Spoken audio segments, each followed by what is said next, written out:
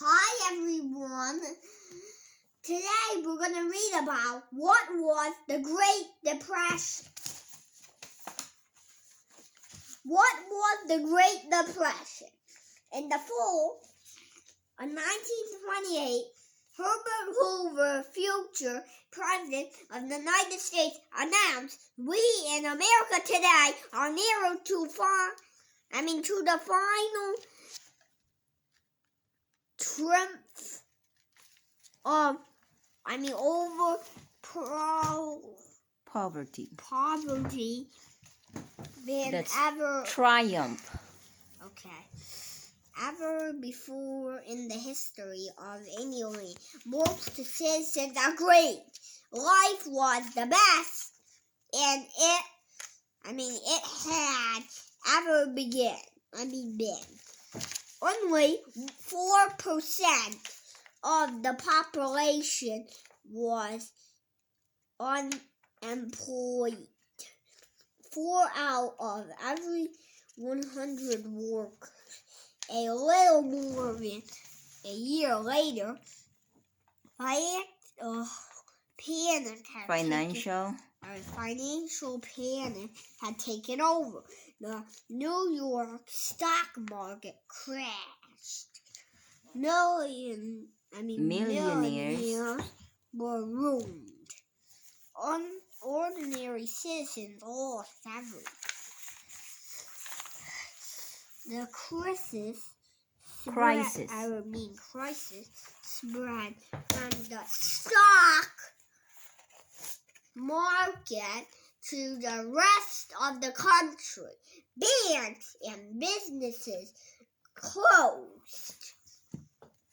People's life savings disappeared. They lost their jobs and homes. By 1933, 1 out of every 4 Americans was out of work. The crisis soon spread all over the world. This period is called the Great Depression. It remains the worst financial disaster the modern world has ever known. All the money, good businesses, and workers that made a country run are called its economy. During the Great Depression, the economy broke down almost completely. To those living through it, it seemed like a bad dream that would not end. What had happened? How did the good times end so quickly? Love it. Chapter 1. Time to have fun. The roaring 20s, the new era, the Jazz Age, or the common name for the 1920s, tell us that it was an exciting decade to be on. The horror of the World War was past. The world was at peace. Everyone was earning money, and it was time to have fun. Electricity and telephone lines were linking more and more places. Labor-saving devices that made daily life easier were suddenly everywhere. Automobiles were cheap enough that middle-class families could own them. Roads sprang up all over. Suddenly, the whole country was open to anyone with a car. People opened their newspapers every day and saw ads urging them to go out and spend, have fun. Families over over the country enjoyed the same radio shows and movies. Most cities had huge, fancy movie palaces where audiences could feel like reality. More and more people were moving to the city. When World War I started, over half of the population in the United States lived in the countryside. By the end of the 20s, nearly 6 out of every 10 people lived in cities. It was an exciting new time, full of places to go and products to buy. People could pay for this in a new way, easy credit. Before this, more Americans had believed that borrowing money was wrong.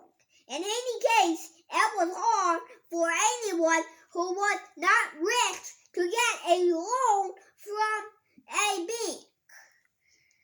But now it became very easy to borrow. People brought fancy new washing machines and vacuum cleaners. By putting down a small amount of money, they promised to pay off the rest a little bit every month.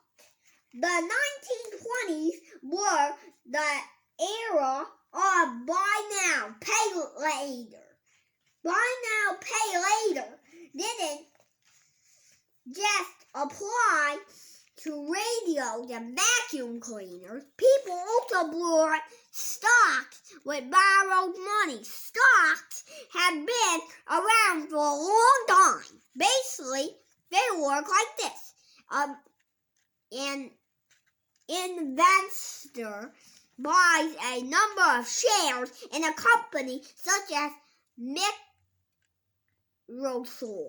Microsoft. Okay, Microsoft. Now he owned a small part of the company. When it does well, the value of the shares rise.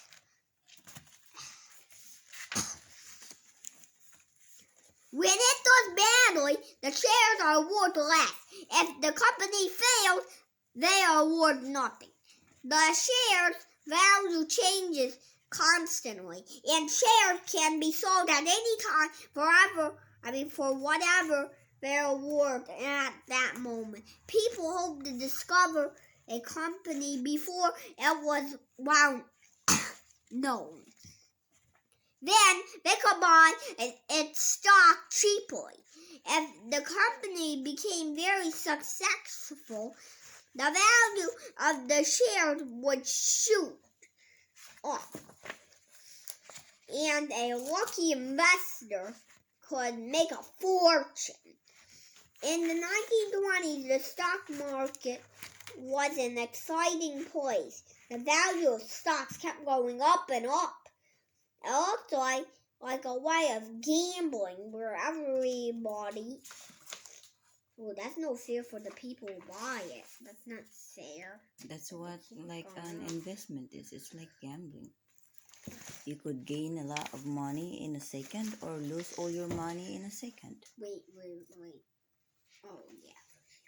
Wall Street stock market is in downtown Manhattan. It is named for the wall that once stood at the city's northern border.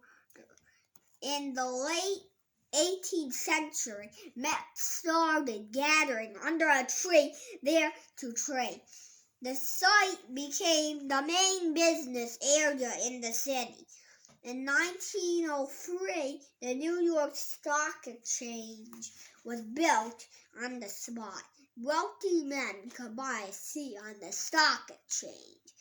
Only people with a seat were allowed to trade stock when they traded for other people. Ooh, okay.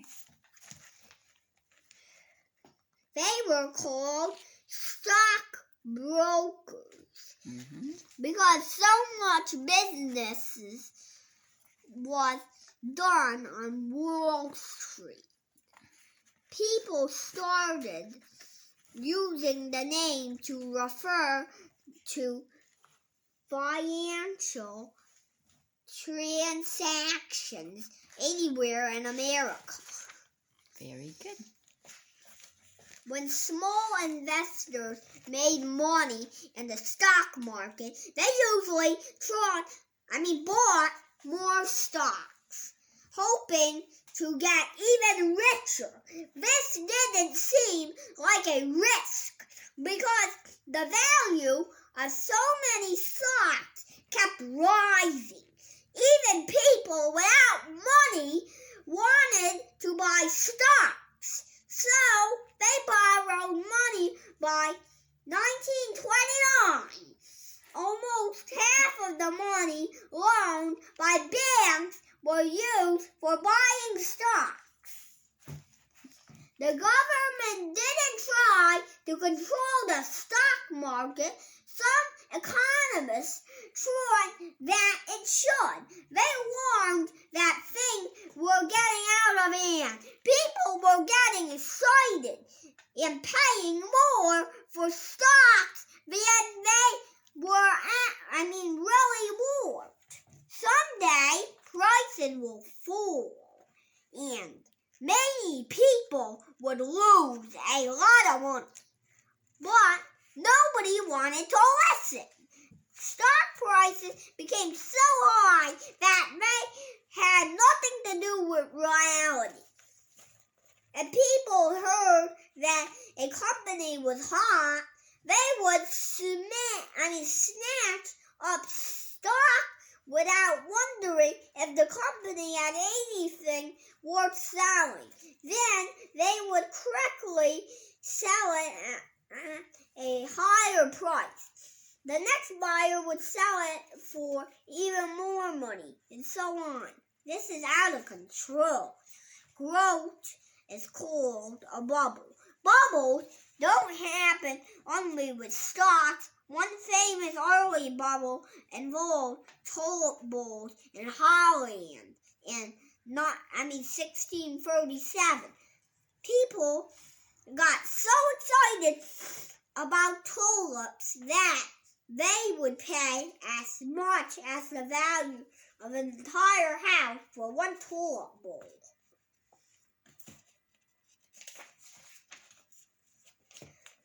As long as people are eager to buy, the price shoots up without any connection to real value. The bubble gets bigger and bigger.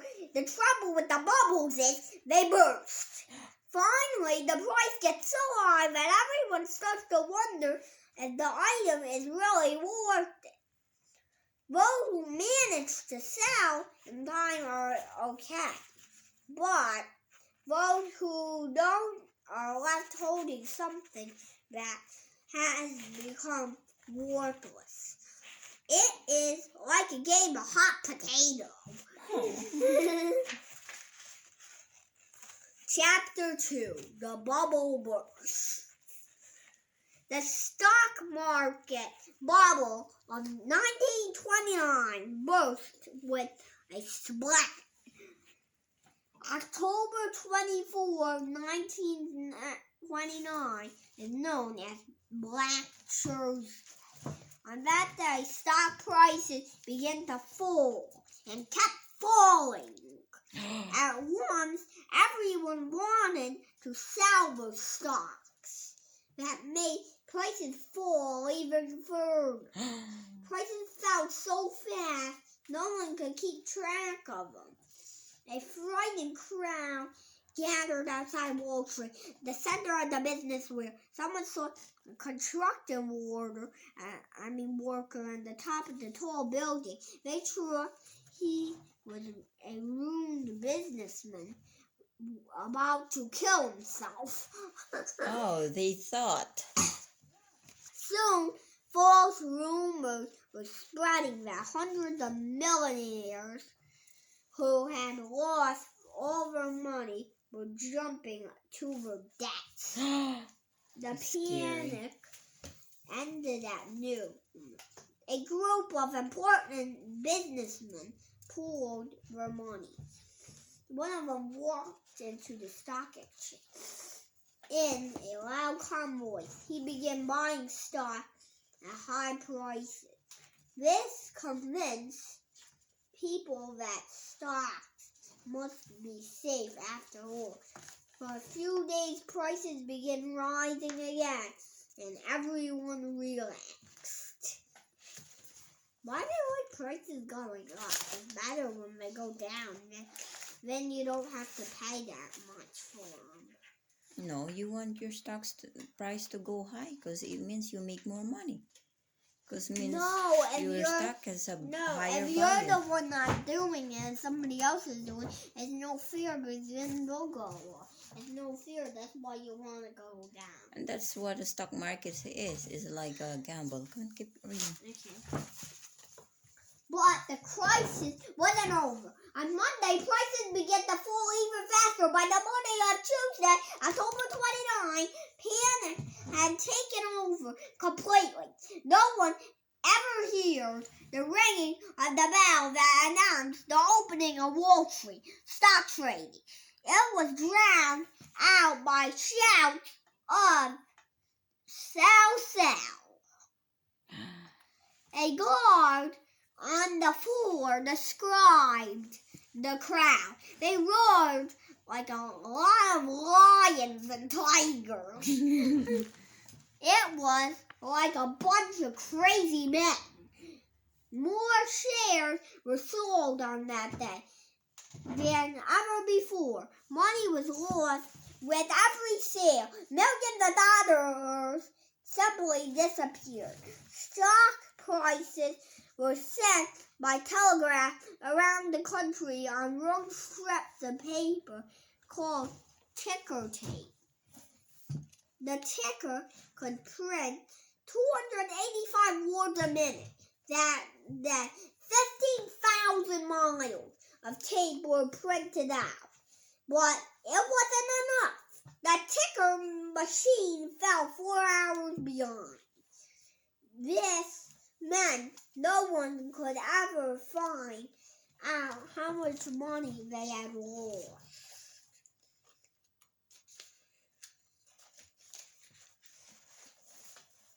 October 29, Black Tuesday. Tuesday or Thursday? No, it says Tuesday. Look at the man, Samuel. Alright, let me see. Oh, that's Samuel Morse. Okay. Yeah, Samuel Morse. So there was Black Thursday, and now there's another Black Tuesday. Yeah, and Black Thursday, Black Tuesday, and now Black Friday. Okay. Was the single worst day in the U.S. economy, but nobody understood what had happened. Famous bankers and businessmen kept telling the public that the worst was over. The economy was still strong and stable.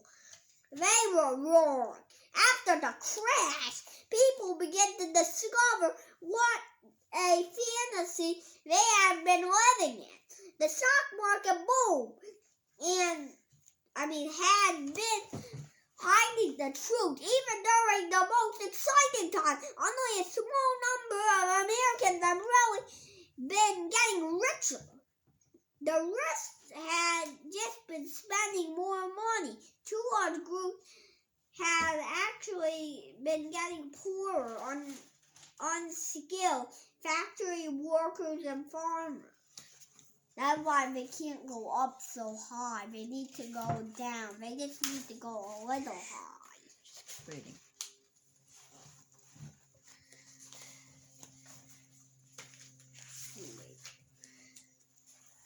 Chapter 3. The banks fail. Those people who had stayed out of the stock market now felt rewarded. They hadn't given in so greedy. So their money was still safe in the bank. But at last, it wasn't.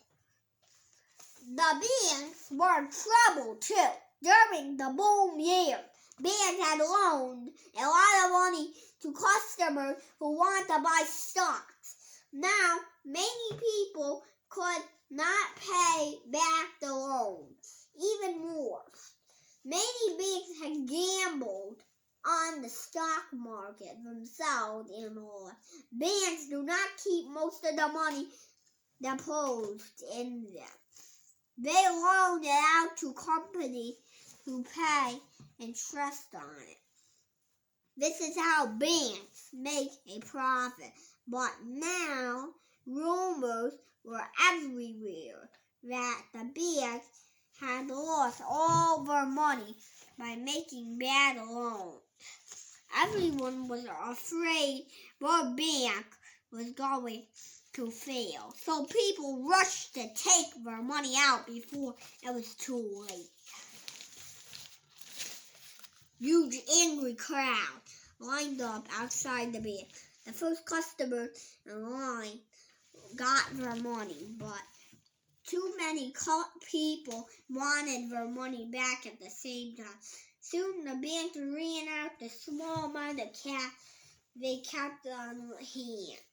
Then they had to lock their doors until they could get back some of what they had loaned out. But some banks had left too much of their money be invested in stocks that were no longer worth anything. They couldn't get more cash. They had to stay locked for good.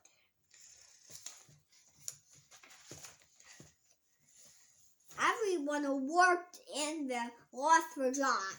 Unemployment went up. Few people had enough to live on. By 1933, 1 out of Americans looking for a job couldn't find one. Among blacks, more than half were unemployed. From the United States, depression spread to the rest of the world. Chapter 4. Hovels and hobos.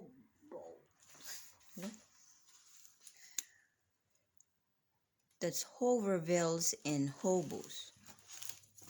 That's what they said. Yeah, hovervilles and hobos. It's not hoverbills, it's hovervilles. All right. Hovervilles. The depression brought terrible suffering.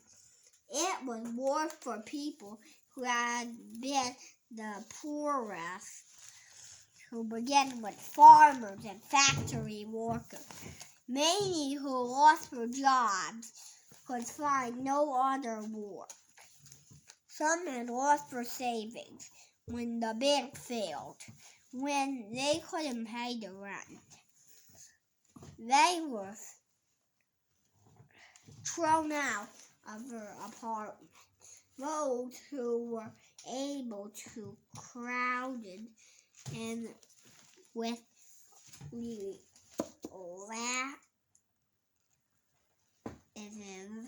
What? Listen. What word?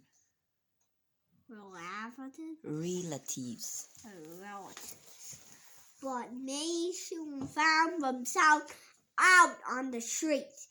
Rickety shantytowns spring up and that and lots to house the thousands of homeless.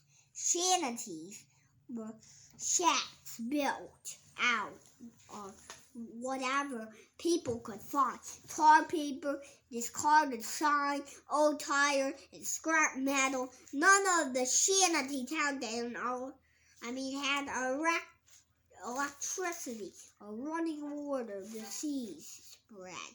Most cities considered the shanty town hazards and tried to tear them down, but they sprang up again. The homeless had no place to go. Some of the shanty towns were just a few shacks. but somehow several thousand people. The largest one grew in the little city, but unofficial mayors. They had rules to keep the place clean and safe, to guard against fire. Some even had trees for house numbers, so people could get mail.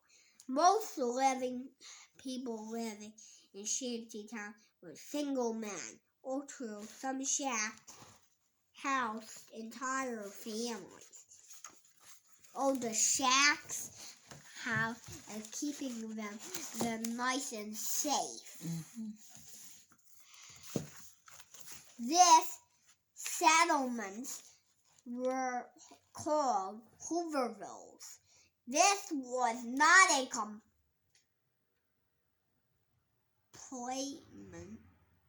complaint to President Hoover. Compliment. Telling It's a compliment. the nation that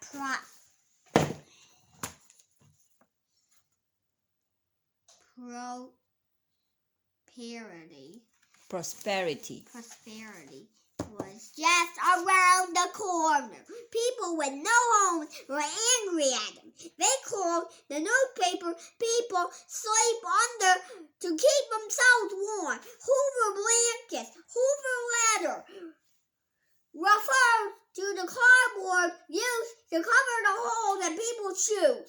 And the Hoover flag was a pocket turned inside out to show that the owner didn't have a penny. For a while, the streets in New York City were filled with apple sellers, apple growers, who couldn't get a good price for their crop. Let homeless men buy boxes of fruit very cheaply. Then the men sold pieces of fruit on the street for a nickel each. In New York City alone, most 6,000 men were selling apples. But very few people could afford to pay even a nickel.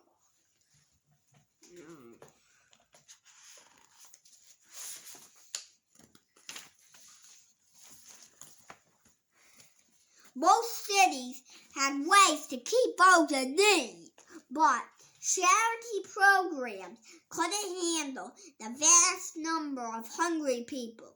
Desperate men and women did whatever they could to find food. Some Hoovervilles had small vegetable patches. People hunted rabbits, which were known as Hoover hogs. The poor man eats bacon. In the South, Hoover hog referred to an armadillo. Line formed at the garage dumps. Where am I? Oh, here, I'm here. Waiting for the trucks with leftover food from restaurants. Mothers sent their children to ring the doorbells of strangers. They hoped whoever answered the door would take pity on starving children and give them something to eat. Many people turned to bread lines and soup kitchens. Oh, that's terrible. These places were run by private charities. One of the first soup kitchens in Chicago was run by Al Capone, the gangster, all over the country. The bread line became a familiar sight. Men stood in line stretching for blocks. They were waiting for a loaf of bread to bring back home. These men were used to supporting their families. Many were terribly ashamed to be seen in public looking for a handy, but they had no choice. Even more, the bread sometimes ran out before the end of the line. This was one reason soup was so popular. A soup kitchen could always add more water to stretch the soup further. In New York City, as many as 82,000 meals a day were given out free. Oh, that's nice now.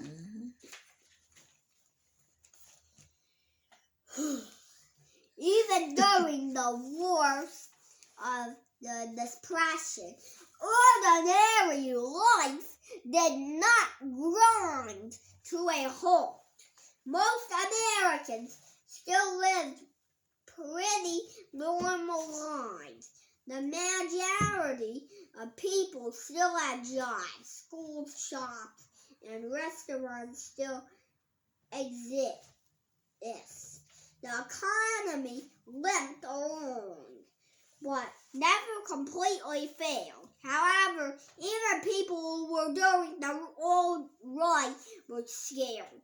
They wore hand-me-down clothes in order to save, used paper and bits of string to stretch out food by adding cheap fillers. Entertainment became an important part of life. Yes, it's entertainment. Board games, for example, were very popular.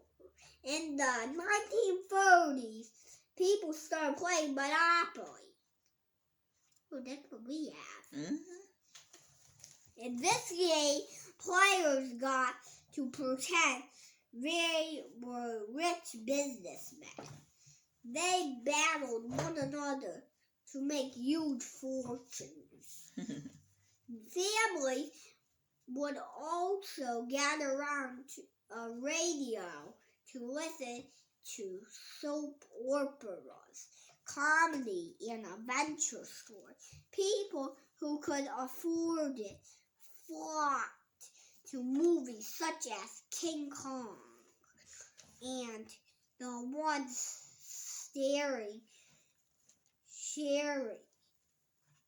Shirley Temple. Movies offered people a cheap vacation from the hardship of their daily life. Hardships.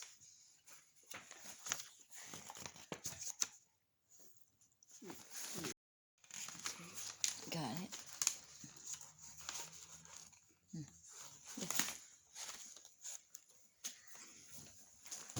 Many men hoped there might be more jobs somewhere else, so they became hobos, traveling around the country looking for jobs. Most traveled by hitch and ride or freight trains. This was very dangerous. It was easy to fall under a moving relay car. Since the cars were not heated, hobos sometimes froze to death. The railroad company hired armed guards, known as bulls, to turn rails off the train. At least 250,000 teenagers, some as young as 11, became hobos. Many young folks left home so their families would have one less mouth to feed. Some were also excited by the idea of adventure. They quickly found out life on the road was not romantic. Teenage hobos were shot at the railroad bulls, chased out of town, or killed in accidents. They went for days without food. The great folk.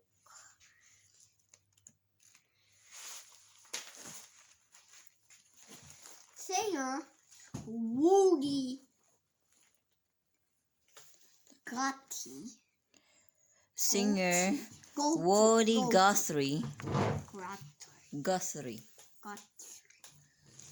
rode the rail as a teenager. He never forgot the feeling of traveling with so many hungry and desperate people. We used each other for pillows. I could smell the sour and bitter sweat soaking through my own candy shirt and breeches and work clothes. We looked like a gang of lost corporals heading back to the boneyard. Hobos were not bums. They were eager for work. Many fallow crops around the country. They arrived in time to harvest whatever was right. They left when the harvest was over. But there were so many of them competing for work that they were paid almost nothing. A helpful community sprang up among the hobos. They set up camp near major rail yards in every city. Anyone who showed up was welcome to stay. Everyone pulled for food. They would throw anything they had into one cooking pot to make something they called Mulligan stew.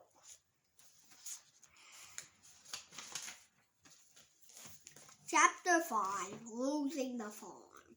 In the hard time before, farmers had managed better than city dudes.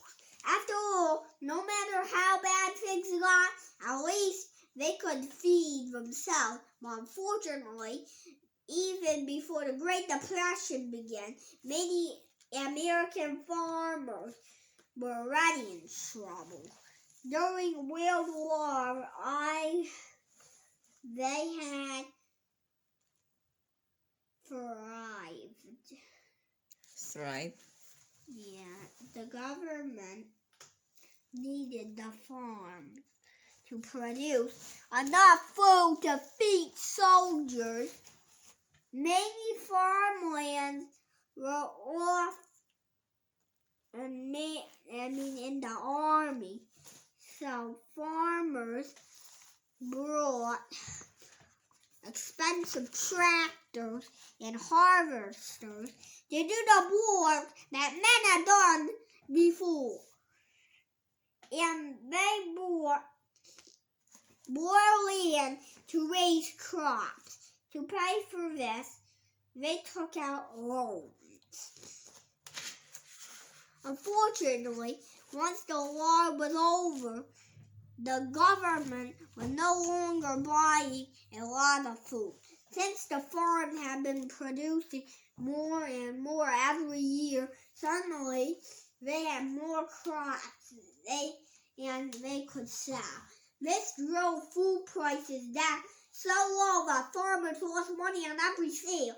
During the Depression, people were starving, yet on farm, food was going to waste. Farmers had crops what they could not afford to harvest or sell, so wheat was allowed to rot in the field. Milk was poured down the stream. If farmers couldn't repay their loans, the banks took the farm and auctioned them off. In an auction, people bid to buy something, and the highest bidder gets the item. American farmers had always had to trust the direction of helping out their neighbors. Now they came up with the idea of the petty auction. When someone lost his farm, all the neighbors would gather at the auction. They would not let outsiders bid. Sometimes They even hung a noose from a nearby tree to make sure this message was that's scary. clear to the outsider. Then the neighbors would bid absurdly low prices. For instance, someone might buy a cow for 5 cents. When everything had been sold, the bank would have earned only a few dollars.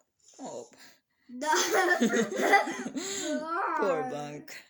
Then the farm new owners would give everything back to the original farmer. But as more and more farmers found themselves in trouble, penny auctions became harder to pull off. By 1932, and many as one out of 3 farmers had lost his farm to the bank. That was nice of the community though, but too bad for the bank. Chapter 6, Roosevelt to the rescue. Roosevelt, oh, to the rescue. It is not really fair to blame President Hoover for causing the Great Depression. He had been in office for less than 8 months when the stock market crashed. Still, it was clearly up to him to do something. Mm-hmm.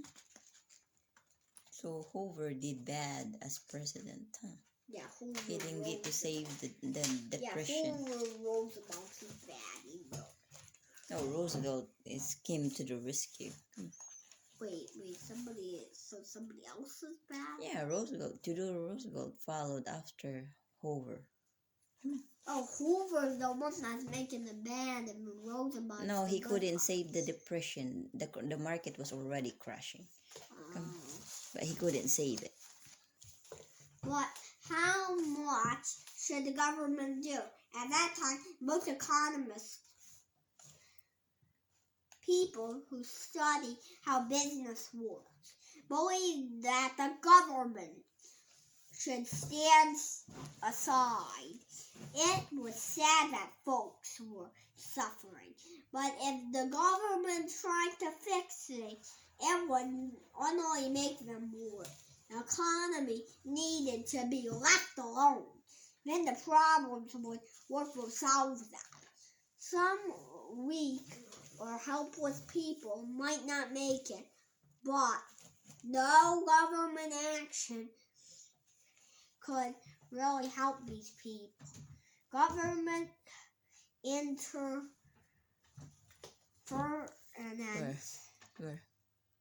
Where? Government? I'm here. Okay, Interference. Stop. Government interference. Would do more harm than good. These economists said the protest was painful but necessary. In some way, Hoover didn't go along with his belief. He seemed clear to that somehow would need to set the machinery of the country back into action. He asked business leaders to invent projects that would strengthen the economy, but he didn't think the government should pass laws to control businesses. He expected businessmen to do the right thing on their own. Hoover believed the government should not give out money in charity, but he did think government could pay some rules.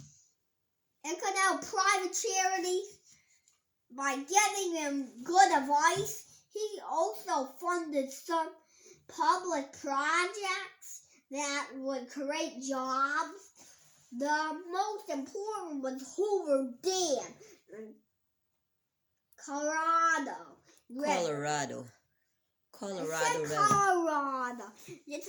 I'm stuck. I didn't know where I was.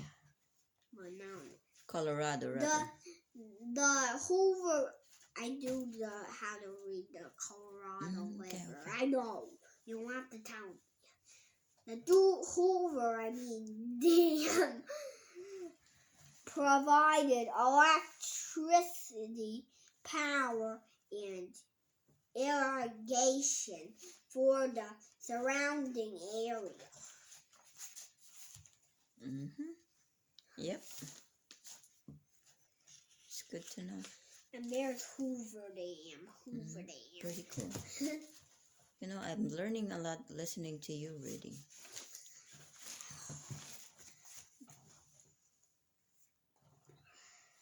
Building and created work for about 5,000 people, but around 20,000 people showed up hoping to get one of these jobs. Hoover strongly believed that cutting taxes would help recede the economy. He also arranged for government loans to bank, railroads, and insurance company. Critics said he was only helping millionaires who already had money. Hoover was guided by one very strong belief: the government should never offer money directly to people, no matter what.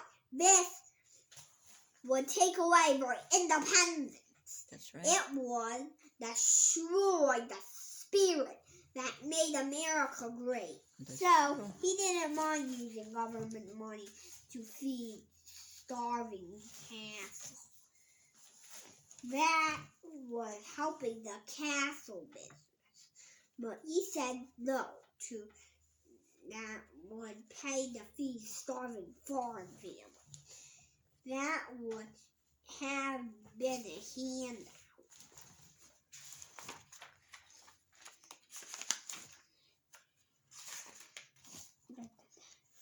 You know, sometimes handouts make people lazy. Some people. Hoover believed it was a job of private charities to get poor people to handle. In 1931, he announced that the Red Cross was available to help anyone in need. No one is going hungry, and no one need to go hungry or cold, he insisted. He was wrong.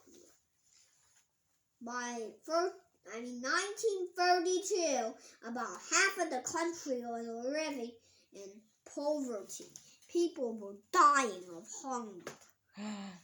Private charities couldn't handle a problem this big. The Appalachian Mountains. Let me see. Let me help you. Sit down. Out. Let me see. Where? Right here. Appalachian. I didn't do it. Appalachian. I said that. Blah, blah, blah.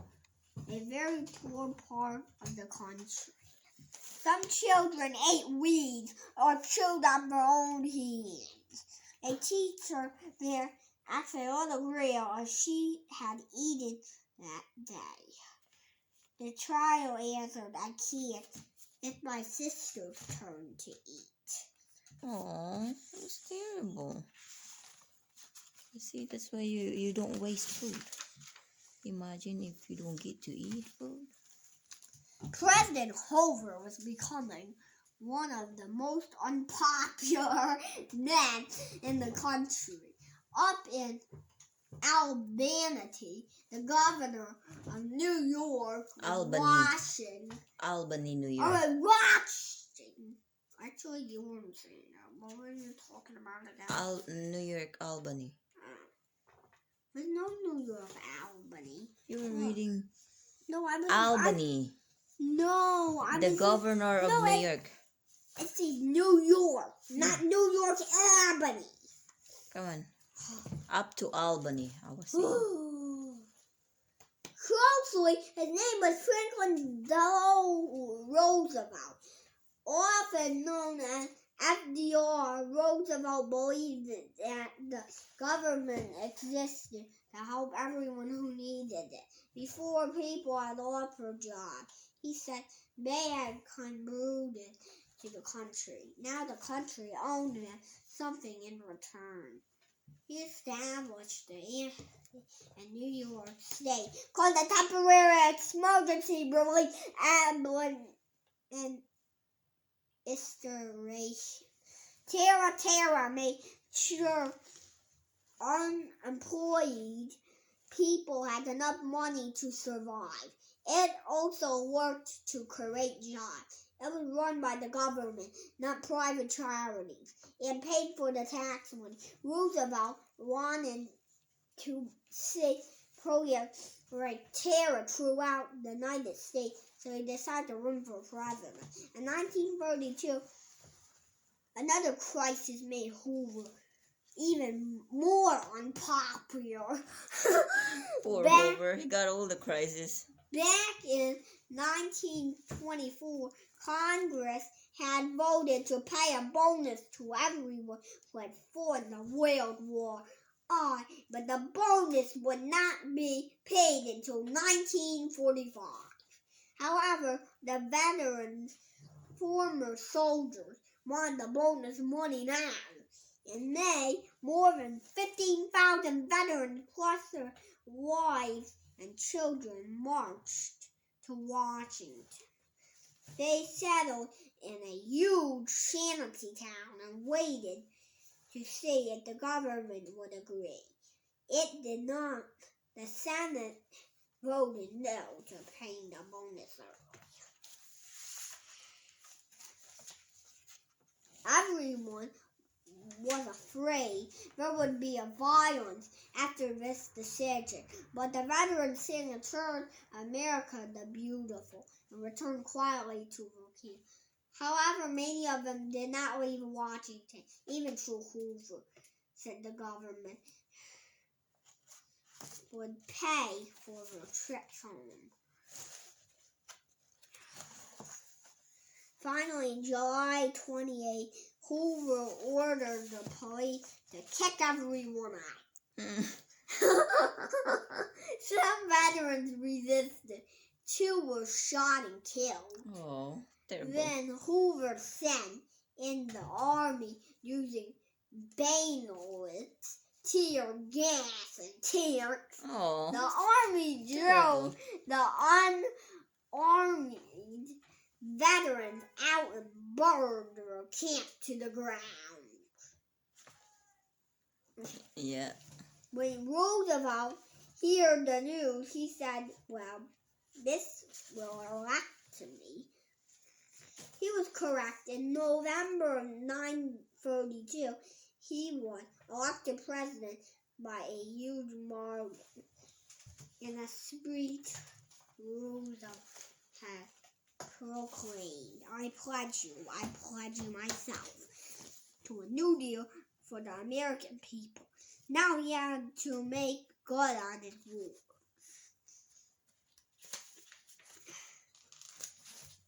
Chapter 7, Big Changes. When Roosevelt took office on March 4, 1933, he told the nation where they were going to be a big change. The government would do whatever was needed to fix the nation. He was willing to experiment. He brought with him a group of advisors nicknamed the Brain Trust. What's the nickname? The Brain Trust. The Brain Trust? Yeah, that's okay. what they said. They came up with all sorts of new ideas. The group included Francis Perkins, his Secretary of Labor. She was the first woman ever appointed to a U.S. cabinet post. One of Roosevelt's very first acts was to keep a promise from the campaign. He repelled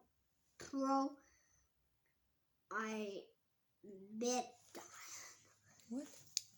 Provision? Let me see. Where? Yes. Prohibition. Prohibition means prohibit, not allowed. This didn't end in the desperation, but it helped people cheer up. Cheer people up. It also proved that FDR meant to keep his promises. In the first 100 days of Roosevelt's presidency, and the nation's mood turned around. In less than 4 months, Congress passed 50 major bills. This speed was unheard of. Usually, there were weeks of arguments before a bill was voted on. In popular communities, Will Rogers remarked, Congress doesn't pass legislation anymore. They just wave at the bills as they go by.